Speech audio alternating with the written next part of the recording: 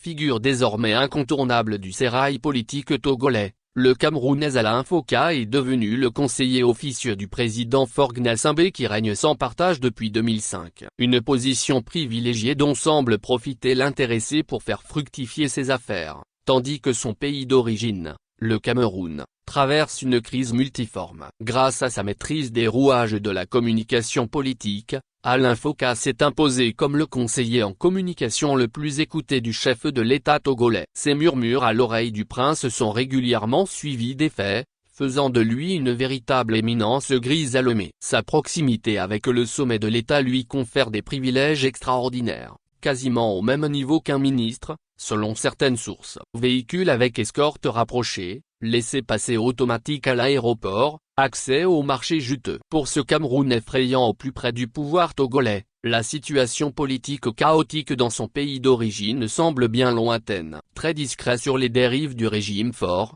Foka se garde également de tout commentaire sur la crise anglophone ou la contestation grandiose des années de règne de Paul Biya. Toujours est-il que cette success story insolente d'un Camerounais sous les ors du pouvoir togolais laisse un sentiment mitigé. Quand certains compatriotes s'enrichissent sur le dos de la misère du peuple togolais, d'autres mènent un combat de survie au pays. Un malaise récurrent dans une Afrique des paradoxes.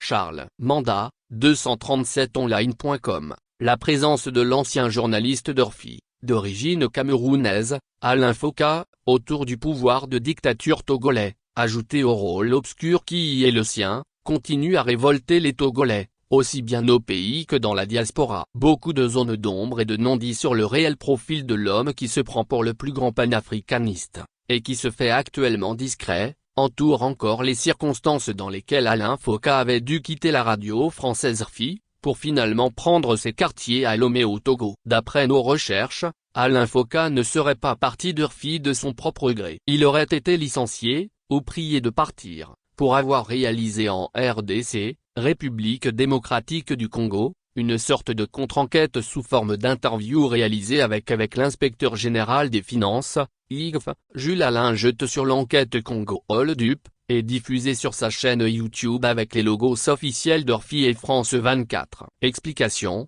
la Gécamine, société minière publique de la RDC, a versé 530 millions de dollars d'avance fiscale, entre 2012 et 2020, dont l'inspection générale des finances n'a pas retrouvé la moindre trace sur les comptes de l'État. Mediapart et d'autres médias, dont Orphi, avaient pu documenter que des millions furent détournés, dont une partie en liquide. Il s'agissait donc de massifs détournements de fonds publics par le régime de Joseph Kabila qui a quitté le pouvoir en janvier 2019. Sur le site internet d'Orphi on peut lire que Jules Alain Jette, l'inspecteur général des finances à l'époque, avait confirmé par écrit les détournements. À ce jour, rien de ce montant n'a été encore retracé au compte général du Trésor, en dépit des demandes incessantes de l'inspection générale des finances à la Banque centrale du Congo. C'est après donc cette enquête de détournement de fonds publics par Joseph Kabila et ses proches, réalisée par Mediapart, Orphi et d'autres médias et confirmée, que notre journaliste camerounais Alain Foka décide d'aller à Kinshasa faire sa propre enquête,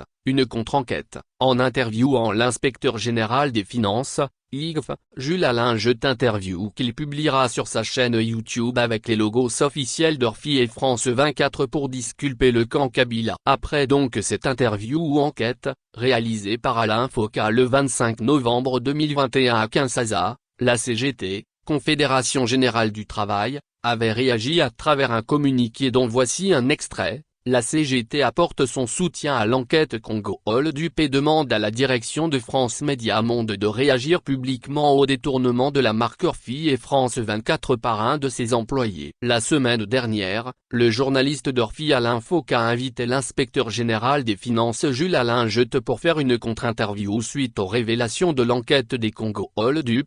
Cette grande enquête collaborative qui regroupe 19 médias dont Orphi et 5 ONG. Alain Foka est-il au-dessus de ses obligations légales? A-t-il le droit d'utiliser les marques Orphi et France 24 pour son propre compte sur sa chaîne YouTube et de salir l'image de nos confrères qui ont travaillé sur cette enquête pendant 9 mois? Avec tout ce qui précède, on n'a plus besoin de chercher de midi à 14h pour connaître le degré de moralité du personnage Alain Foka. On comprend aujourd'hui qu'il a dû quitter la radio française RFI sur la pointe des pieds, licencié ou prié de partir. ça revient au même. Et quand Alain Foka donne les raisons qui l'auraient poussé à s'installer au Togo pour créer sa fameuse agence Mansa, on comprend très vite qu'il prend les Africains, et surtout les Togolais pour des moins que rien, qui accepteraient d'avaler tout ce qu'il débite, parce que grand journaliste, même renvoyé d'Orphie. Alain Foka nous dit que s'il a choisi le Togo pour lancer son agence avec ses amis, agence spécialisée en conseil,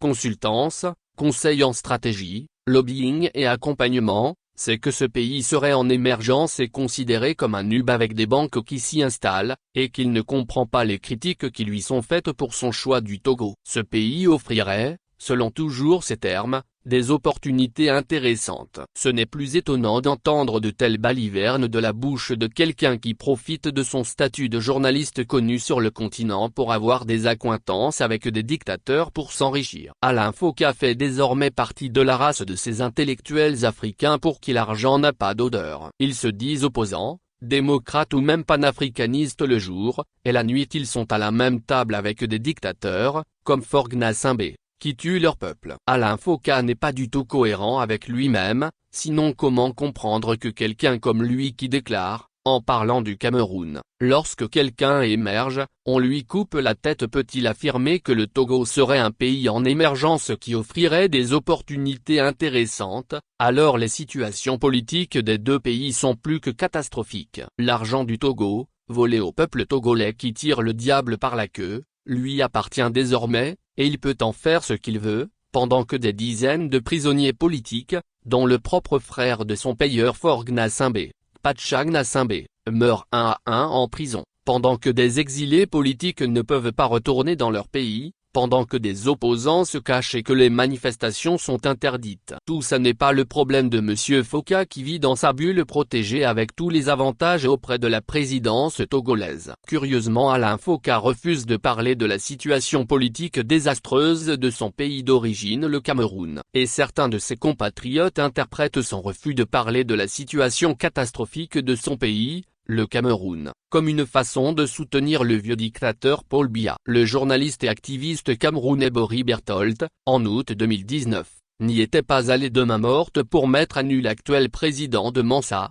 Je me souviens encore de tes émissions, le débat africain que nous écoutions chaque matin avec mes camarades. C'était un rituel tous les dimanches et nous en débattions parfois jusqu'à 12 heures sans avoir mangé. Puis il y avait Archives d'Afrique. Mais progressivement l'eau coula sous les ponts et tu finiras par t'embourgeoiser comme beaucoup de journalistes africains qui d'un jour à l'autre prennent de l'influence dans l'espace public. Tu changeas. Tes émissions ont pris l'allure d'un savant dosage d'équilibrisme où les acteurs les plus acerbes contre les tyrannies étaient régulièrement interrompus ou recadrés.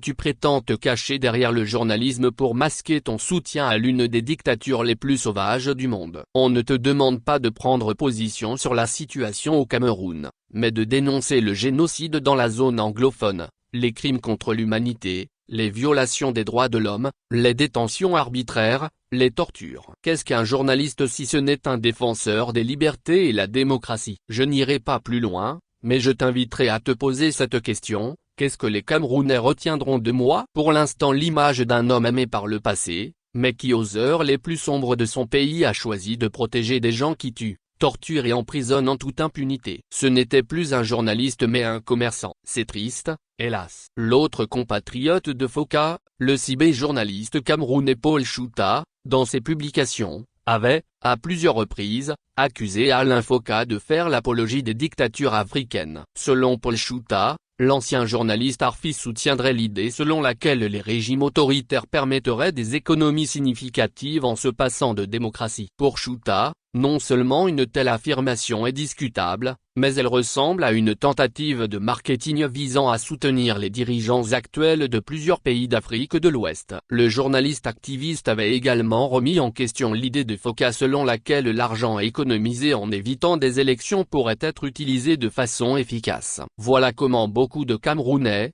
qui devraient mieux le connaître que les autres Africains, savaient et pensaient du journaliste Alain Foka, avant même qu'il ne quitte la radio internationale française. Comme on le voit, celui qui ne s'intéresse pas à ce qui se passe de politiquement et d'humainement inacceptable dans son pays de naissance, le Cameroun, depuis plus de 40 ans, ne peut pas venir s'installer au Togo, un pays également sous le joug, depuis plus d'un demi-siècle. d'une dictature militaro-tribalo-familiale, pour les beaux yeux des Togolais.